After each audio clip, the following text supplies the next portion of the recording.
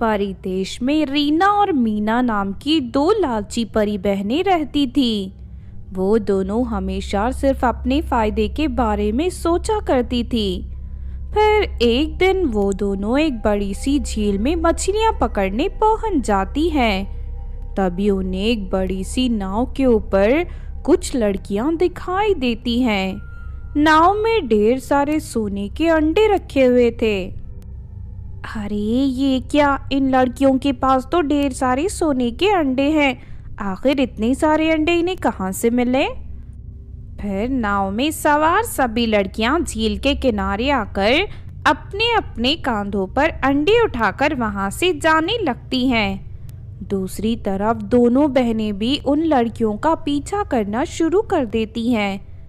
थोड़ी देर के बाद सारे लड़कियां एक बड़े से खेत में पहुंच जाती हैं। फिर वो सभी एक एक कर अपने हाथों में मौजूद सोने के अंडे खेत के जमीन में गाड़ना शुरू कर देती हैं। चलो अब खेतों में पानी देने का समय हो गया है।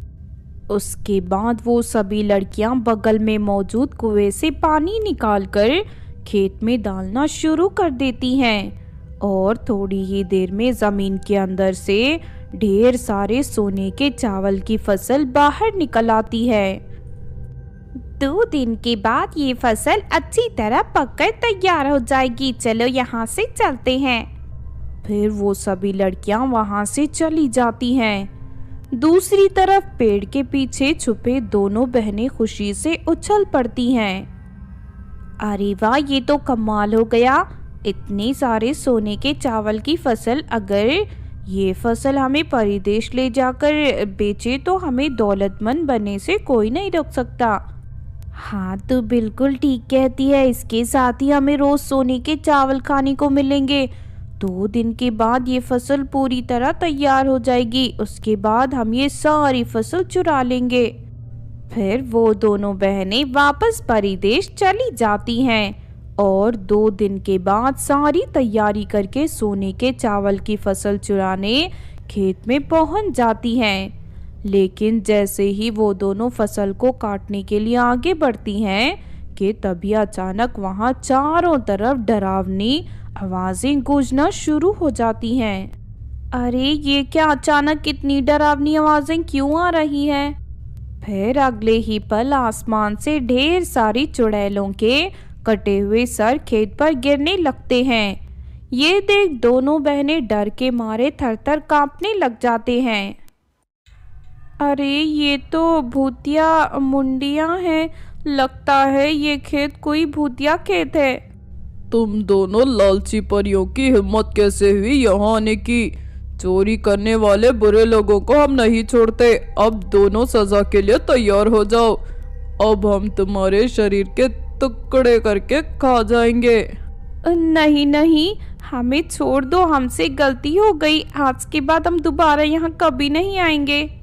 दोनों बहनें घुटने पर बैठकर अपनी गलती की माफी मांगने लगते हैं। तभी वहाँ सभी लड़कियां आ जाती हैं जिन्होंने सोने की फसल उगाई थी।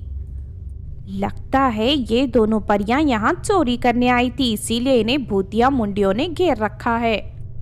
ये दोनों बहुत घबराई हुई हैं। चलो इन्हें बचाते हैं, वरना ये भूतिया मुंडियां इन्हें मारकर खा जाएंगी। तभी उन लड़कियों को देख दोनों परी बहनें रोते हुए उनसे मदद मांगने लगती हैं। लालच में पड़कर हम दोनों यहाँ चोरी करने आ गई थी। हमें हमारा सबक मिल गया है। आज के बाद हम कभी चोरी नहीं करेंगे। दया करके हमें बचा लो।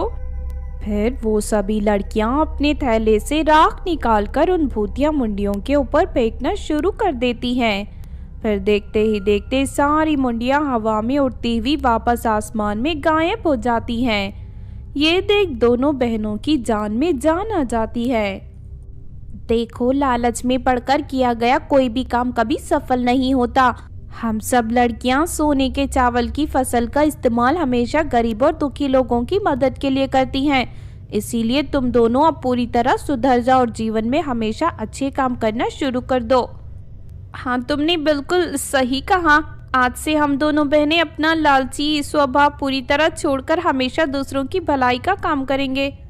फिर वो दोनों बहनें वापस अपने परिदेश चली जाती हैं। इस तरह सब कुछ ठीक हो जाता है और वो दोनों बहनें पूरी तरह सुधर जाती हैं और हंसी खुशी अपनी जिंदगी जीने लगती हैं। बहुत समय पहले चांद के ऊपर परियों का एक स्कूल हुआ करता था। परिदेश की सभी परियां उसी स्कूल में पढ़ाई करने जाती थी। उस स्कूल में पढ़ने वाली सभी परियां फर्राटेदार इंग्लिश बोला करती थी। वहीं दूसरी तरफ शैतानपुर में रहने वाली ऋचा चुड़ैल को जब चांद पर मौजूद स्कूल के बारे में पता चलता है तो वो भी वहां जाकर पढ़ाई करने का फैसला करती है, क्योंकि ऋचा चुड़ैल को इंग्लिश बोलने का बहुत शौक था। लेकिन शैतानपुर के किसी भी स्कूल में इंग्लिश नहीं सिखाए जाते थे। चाहे कुछ भी हो जाए, मुझे किसी भी तरह चांद पर मौजूद स्कूल में एडमिशन लेना ही होगा। उसके बाद ऋचा चुड़ैल अपनी सहेली टीना चुड़ैल को इस बारे में बताती है। तेरा दिमाग खराब हो गया है क्या? इंग्लिश बोलने के चक्कर में तू पूरी तरह पागल हो गई है। देख ऋचा, तू चुड़ैल है, आखिर तू परियों के बीच जाकर कैसे पढ़ाई करेगी? वहाँ की परियां तुझे मार मार के तुझे चांद से नीचे फेंक देगी। मैंने सुना है रानी चुड़ैल के पास रूप बदलने वाला जादुई शरबत है। अगर मैं वो शरबत चुरा लूं तो उसे पीकर मैं अपने आप को आसानी से परी के रूप में बदल सकती हूँ। फिर मुझे चांद के स्कूल में एडमिशन लेने से कोई नहीं रोक सकता। मैं आज रात को ही रानी चुड़ैल के महल से वो जादुई शरबत चुरा कर ले आऊंगी। एक बार फिर से सोच ले ऋचा, कहीं ऐसा ना हो कि लेने के देने पड़ जाएं। परियों के बीच जाकर तू अपनी मौत को दावत दे रही है। मेरी बात मान और चांद के स्कूल में एडमिशन लेने का ख्याल अपने दिमाग से निकाल दे। लेकिन ऋचा टीना की एक नहीं सुनती और उसी रात रानी चुड़ैल के महल में मौजूद जादुई शरबत की शीशी चुरा कर ले आती है। फिर जादुई शरबत को पीकर ऋचा अपने आप को एक खूबसूरत परी के रूप में बदल लेती है। अरे वाह, ये तो कमाल हो गया, मैं एक परी बन गई हूँ, अब मुझे कोई नहीं पहचान सकता। उसके बाद ऋचा चुड़ैल चांद पर जाकर वहाँ के स्कूल में एडमिशन लेकर वहाँ पढ़ाई करना शुरू कर देती है। इस तरह कई दिन बीत जाते हैं और किसी परी को ऋचा पर जरा भी शक नहीं होता। ऋचा रोज रूप बदलने वाली शरबत की बोतल अपने साथ लेकर जाया करती थी और हर 2 घंटे के बाद शरबत पी लेती थी, जिस वजह से उसका परी वाला रूप बरकरार रहता था। दूसरी तरफ ऋचा थोड़ी बहुत इंग्लिश सीख गई थी। शैतानपुर जाने के बाद ऋचा अपनी चुड़ैल सहेलियों को इंग्लिश बोलकर दिखाया करती थी। ऋचा को इंग्लिश बोलते देख सभी चुड़ैलें उसे पसंद करने लग गई थी। देखते ही देखते ऋचा इंग्लिश बोलने वाली चुड़ैल के नाम से पूरे शैतानपुर में फेमस हो गई थी। इस तरह सब कुछ ठीक चल रहा था, लेकिन फिर एक दिन स्कूल में ऋचा परियों के साथ बैठकर खाना खा रही थी। तभी अचानक एक परी के धक्के से ऋचा का बैग फर्श पर गिर जाता है, जिससे बैग के अंदर रखी जादुई शरबत की बोतल टूट जाती है। ये देख ऋचा के होश उड़ जाते हैं। हे शैतान, ये क्या हो गया? मेरी जादुई शरबत की बोतल टूट गई। बोतल के टूटते ही उसका जादू भी पूरी तरह खत्म हो जाता है और ऋचा चुड़ैल के रूप में बदल जाती है। अचानक अपने बीच एक डरावनी चुड़ैल को देख सभी परियों के होश उड़ जाते हैं। अरे, हम तो इसे परी समझ रहे थे, लेकिन ये तो एक चुड़ैल निकली। इस धोखेबाज चुड़ैल ने रूप बदलकर हमारे स्कूल में एडमिशन लिया। जरूर इसके पीछे इसकी कोई शैतानी साजिश होगी। हाँ, तूने सही कहा। चलो हम सब मिलकर इस चुड़ैल को सबक सिखाते हैं। फिर सभी परियां गुस्से से ऋचा को घूर घूर कर देखने लगती हैं। ये देख ऋचा चुड़ैल बुरी तरह घबरा जाती है और वहां से भागने की कोशिश करती है, लेकिन सारी परियां उसे घेर कर पकड़ लेती हैं। फिर देखते ही देखते सब मिलकर ऋचा की पिटाई करने लगती हैं। नहीं, मुझे मत मारो, छोड़ दो, मुझे छोड़ दो, मुझसे गलती हो गई, मुझे जाने दो। तुझे परी बनने का बहुत शौक था ना, आज हम तेरा शौक पूरा कर देंगे। इतना कहकर वो परी अपनी जादुई छड़ी की शक्ति से वहां खौलते हुए तेल से भरी एक बड़ी कढ़ाई प्रकट कर देते हैं। फिर सभी परियां ऋचा चुड़ैल को उठाकर उस खौलते हुए तेल में फेंक देती हैं। आए मर गई रे, कोई बचाओ मुझे, अरे कोई मुझे यहाँ से बाहर निकालो, मेरा पूरा शरीर जल रहा है, कोई तो मेरी मदद करो। देखते ही देखते ऋचा के सर के सारे बाल जलकर गायब हो जाते हैं और वो पूरी तरह गंजी और पहले से भी कई ज्यादा बदसूरत बन जाती है। उसके बाद वो सभी परियां ऋचा को कढ़ाई से बाहर निकालकर उसे फर्श पर पटक देती हैं। चल भाग जा यहाँ से और दोबारा हमारे स्कूल में आने की हिम्मत मत करना। उसके बाद ऋचा रोती हुई शैतानपुर में चली जाती है। फिर उस दिन की घटना से सबक लेकर ऋचा पूरी तरह सुधर जाती है और इंग्लिश सीखने की जिद छोड़कर एक साधारण चुड़ैल की तरह अपना जीवन जीने लगती है। किसी गांव में कैलाश नाम का एक आदमी रहता था। एक दिन कैलाश शहर की खरीदारी करके अपने गांव लौट रहा था। तभी अचानक जंगल के रास्ते में उसे चुड़ैलों की बारात दिखाई देती है। वहां ढेर सारी चुड़ैल सज धज कर बारात में जा रही थी। दूसरी तरफ कुछ चुड़ैलें चलती हुई सोने के सिक्के उछालकर फेंक रही थी। ये नज़ारा देख कैलाश के मन में लालच आ जाता है।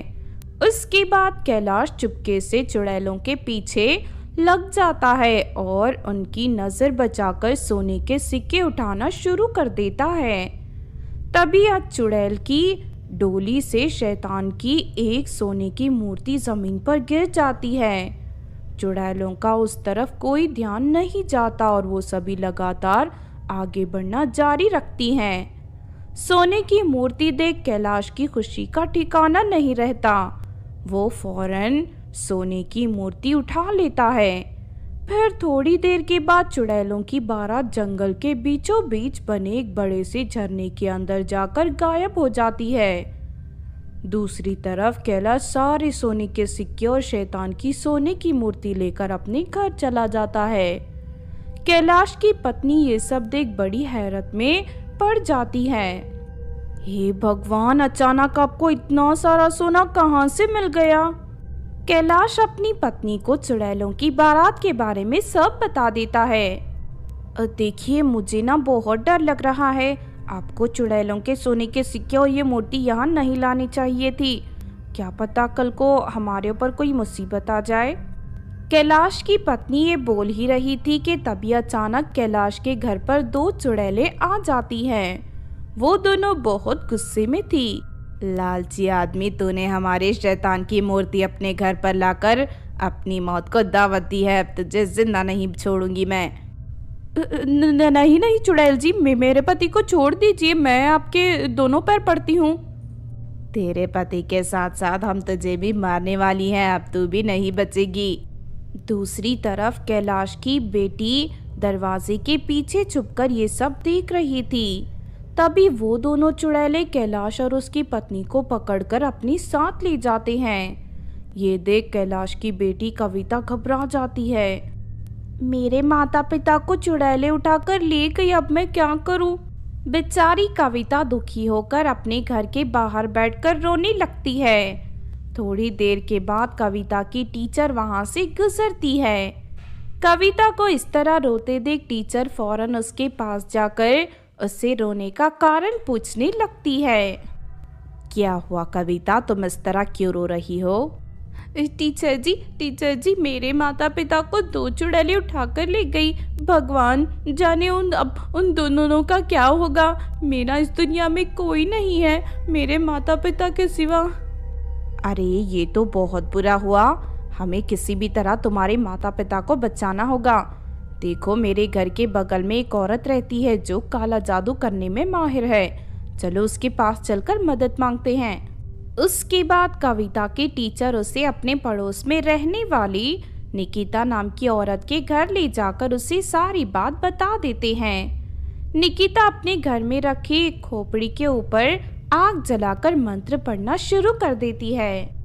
इस लड़की के पिता ने लालच में आकर चुड़ैलों के सोने को हड़पने की कोशिश की है, इसीलिए वो चुड़ैलें नाराज हो गई हैं। शाम तक वो चुड़ैलें इसके माता पिता को जान से मार देंगी। हमें शाम होने से पहले जंगल जाकर उसके माता पिता को बचाना होगा। उसके बाद निकिता कविता के साथ अपनी साइकिल पर बैठकर जंगल में मौजूद चुड़ैलों की गुफा के पास पहुंच जाती है। तभी वो दोनों देखते हैं कि चुड़ैलों ने उसके माता पिता को बांध रखा है।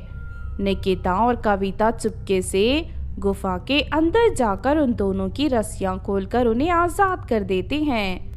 लेकिन तभी गुफा के अंदर सो रही दोनों चुड़ैलें नींद से जाग जाती हैं। अच्छा, तो तुम दोनों इन्हें बचाने आई हो। हमारे काम में दखल देकर तुमने बहुत बड़ी गलती कर दी। अब मैं तुम दोनों को इनके साथ साथ मारूंगी। लेकिन तभी निकिता अपनी थैली से जादुई खोपड़ी निकालकर उन दोनों चुड़ैलों को दिखाने लगती है। फिर अगले ही पल खोपड़ी की आंख से रोशनी बाहर निकलकर चुड़ैलों के शरीर में पहुंच जाती है, जिस वजह से उन दोनों का शरीर छोटा होकर खोपड़ी की आंख में समा जाता है। अब ये दोनों चुड़ैल खोपड़ी के अंदर कैद हो गई हैं। मैं इन्हें ले जाकर अपने घर के पीछे दफन कर दूंगी। लेकिन एक बात का ध्यान रखना कैलाश, जीवन में दोबारा कभी लालच मत करना। मैं आपकी बात समझ गया। आज के बाद मैं जीवन में कभी लालच नहीं करूंगा और हमेशा मेहनत करके ईमानदारी से पैसे कमाऊंगा। उसके बाद कैलाश अपनी पत्नी और बेटी के साथ हंसी खुशी अपने घर लौट जाता है।